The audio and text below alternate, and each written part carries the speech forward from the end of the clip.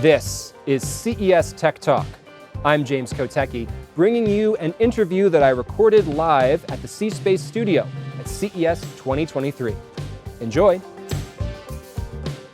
Hey, I'm James Kotecki. You're live, very live, in the C-Space studio here at CES 2023. And with us is a returning guest to the C-Space studio. Welcome back, Lizzie Woodhelm, SVP of B2B Marketing and Ad Innovation at SiriusXM Media. Thanks for rejoining us. So good to see you. A few things have happened since we last talked. But I want to start, as I usually do, with having people define their brands. SiriusXM, people are probably familiar with the brand on some level, but what's the overall statement of what the brand means in 2023? Well, last time I was here with Pandora. That's right. And SiriusXM acquired Pandora. So we are a house of audio brands, the biggest in the business, obviously SiriusXM, best in satellite, Pandora SoundCloud, best in streaming, and since I saw you last, we acquired Stitcher, which is the leading brand in podcasting. Congratulations. So we have the largest podcast network in the United States and in Canada. So, our mission is to deliver the best in audio to our customers and to deliver access to those customers for our advertisers. But I'd say the newest mission, which is fun for me and a stretch as a marketer, is to engage the audio creator and the audio storyteller and help them come into this ecosystem. Podcasters are new to this. Yeah. Some big time celebrities like Kevin Hart, some people you've never heard of that have these, great shows that are growing. So it's the wild world of audio. And so when you're engaging audio creators, what tips or advice are you actually giving them? Are you advising them on how to monetize, how to read an ad, how to engage their audience in a way that seems natural? Everything. Some of them, the OGs of podcasting, have been doing this for many years, and they understand their voice, and they're very specific with how they're going to engage with their customer, their community, right, their audience. And so sometimes it's taking their lead. It's their show. It's their audience. It's their, authentic connection. And I can't, like in music, just interrupt every 6 songs.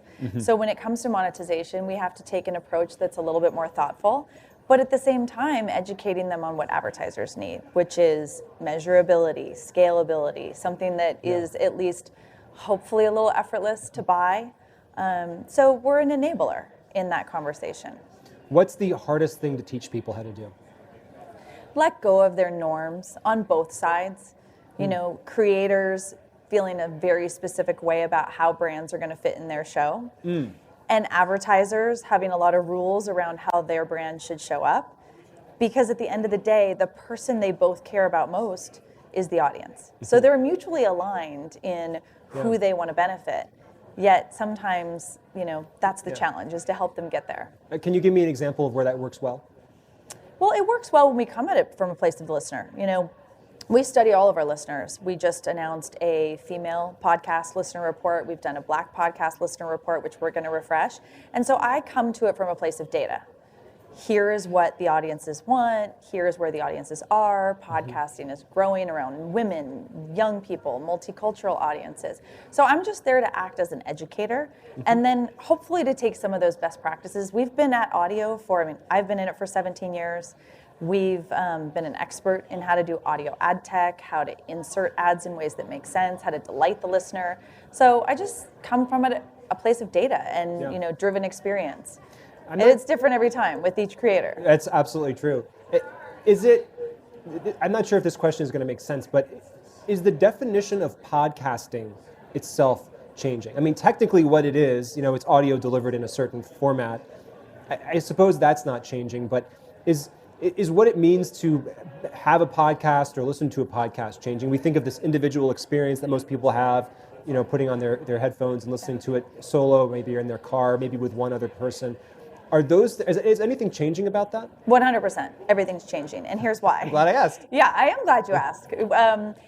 The ubiquitous opportunity to touch and reach listeners via audio is great. We saw huge changes during COVID. Obviously, we're here at CES, all these connected devices. Everybody has a speaker and earbud in their ear. So there's a huge opportunity if you're a content creator, whether you're a TikToker, whether you're NBC, who has a show like Dateline, to extend your content offering through audio. But everyone comes at it with a different approach. Scripted, that would be like a Dateline example. Tinks, who we found on TikTok and brought her into audio, she started as a social media influencer, and we're teaching her how to be an audio influencer and an audio storyteller. She has a SiriusXM show, she has a podcast with us, and then all the way to like an Ashley Flowers, who is the #1 podcaster in the world. She started in podcasting. She's the queen of true crime. So they're all coming at it from different vantage points, but they each see one thing, which is the value of leveraging audio to gain all of this time spent with their audience, which ultimately benefits their business.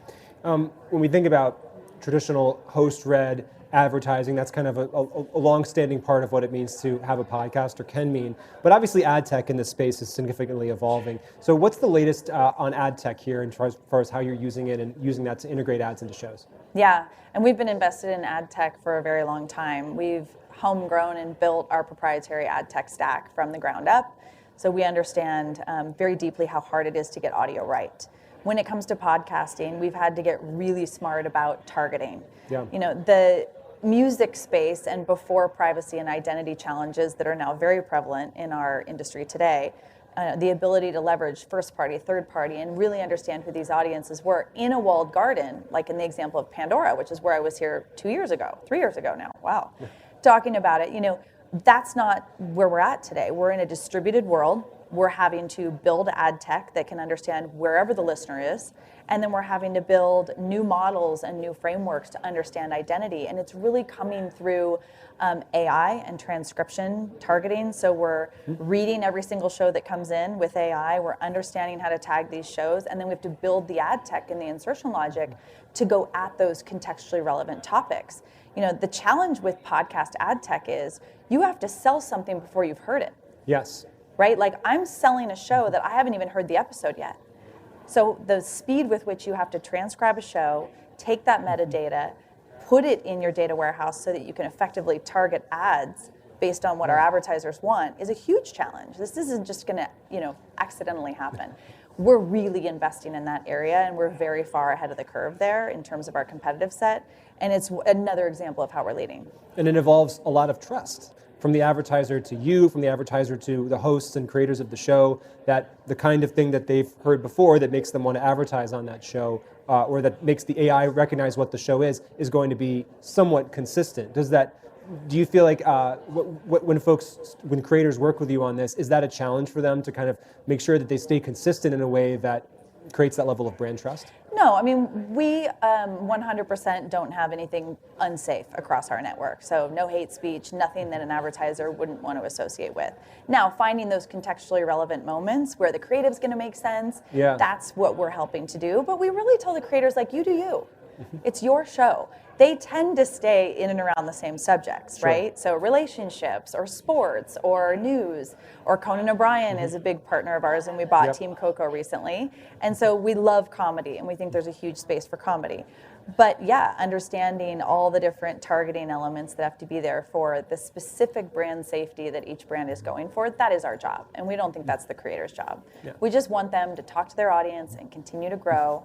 And then, you know, what's cool about that, though, is like advertisers think they want to be in a show, and we can say, actually, there's 6 other shows that are after that same audience that you would love. And then over time, we get them used to some of these shows. They see performance.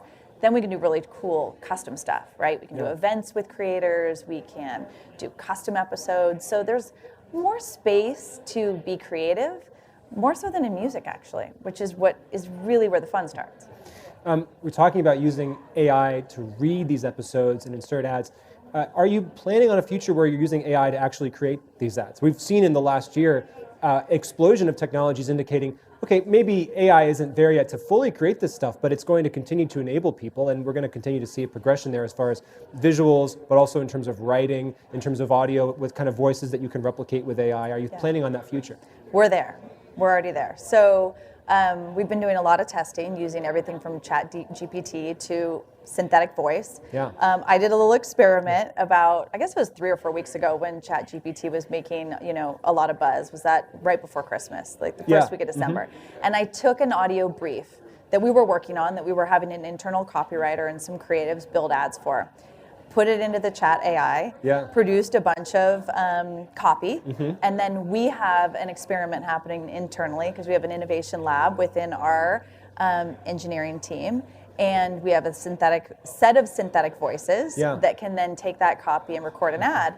I was able to go from audio brief to a finished ad in 90 seconds. And could people tell the difference? Could listeners? I mean, no, I don't think you could, but it wouldn't be the end-all, be-all. It would be a part of a strategy, right? And I think there's a lot of work we can do around multiple different voices, leveraging the technology to spit out different variables based on audience. So give me copy for a teenager, give me copy for a mom, give me copy against the same audio brief. But the technology's there. Now it's just integrating something like, ChatGPT into our world, and then having our teams figure out how could that be self-serve. And that's a lot of our focus, and we think where there's continued growth for new advertisers coming into podcasting. I mean, we haven't talked about that, but we need a lot more diversification of ads and brands in the podcast ecosystem, so we're not hearing the same offers over and over again. Right. I love stamps.com, but you got You've had enough. No more awareness needed. So I don't want to slam any brands on this show necessarily, but I do want to ask you, from your personal perspective as a podcaster, we've been talking about this from your perspective in the business, but you also have a podcast. Can you tell us a bit about that and what that's been like for you to do that yourself? I do. I've been in this business for a long time, and I love audio, and I wanted a creative outlet. So a girlfriend of mine from high school, we're the same age, but have two very different lives. She is single, living in the Bay Area, working in venture capital. We know what I do, and I'm a mom of three. I didn't mention that, and been married for 20 years. Congratulations. And so we have a show called Lady Space, and I get to bring a totally different version of myself to that show. That it's not that I couldn't bring that to work. SiriusXM is a very safe space to work, and you can bring your whole self.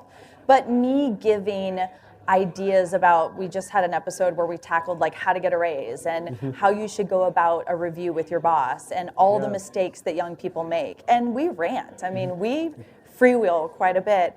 And we have an amazing community, mostly of women, although I run into men now and they're like, I love your show. It teaches me so much about my wife. But it's a different version of me. And I think that's beautiful that I can do that, and I love it. And we have a really strong listener base. So it was something we started as a pet project, and not that I'm quitting my job anytime soon, but it's doing really well. Well, congratulations on that. Lady Space, wherever fine podcasts are available. Yeah, you can find it everywhere. I assume. Well, Lizzie Woodhelm from SiriusXM, thank you so much for joining us today. Yeah, awesome to see you again. Yes, we'll do it next year. It's been great to have you back. Please do come back. It's been a 3-year gap, but I've done a lot, so I better get really back to work this year. 2023 is going to be a big year. We're going to have a lot to talk about next year. Well, I hope you enjoyed that live conversation from CES 2023. Look up the CES C-Space Studio for more conversations like that, and get even more CES at ces.tech. That's ces.tech. And of course, please subscribe to this podcast so you don't miss a moment. I'm James Kotecki, talking tech on CES Tech Talk.